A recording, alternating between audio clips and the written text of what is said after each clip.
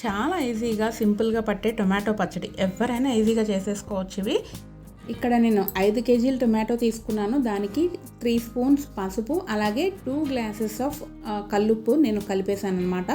So అలా కలిపేసి బాగా మనము పైకి కిందకి బాగా కలిపేసి మనం ఊరబెట్టాలి.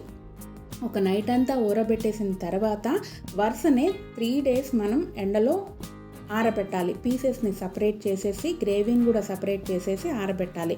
ఆ గ్రేవీలో 700 గ్రాముల చింతపండు కలిపేసుకొని ఉంచుకోండి. 2వ రోజు కలిపినా పర్లేదు, 3వ రోజు కలిపినా పర్లేదు. అలా ఉంచి 3 రోజులు ఆరిపోయిన తర్వాత 200 గ్రాముల మెంతులు, 200 గ్రాముల ఆవాలు తీసుకొని పౌడర్ చేసి పెట్టుకొని బాగా ఎండిపోయిన తర్వాత ఎండినవన్నీ కూడా కలిపేసి ఆ గ్రేవీలోనే మనము కారము ఒక 5 గ్లాసెస్ ఆఫ్ కారం పడుతుందన్నమాట.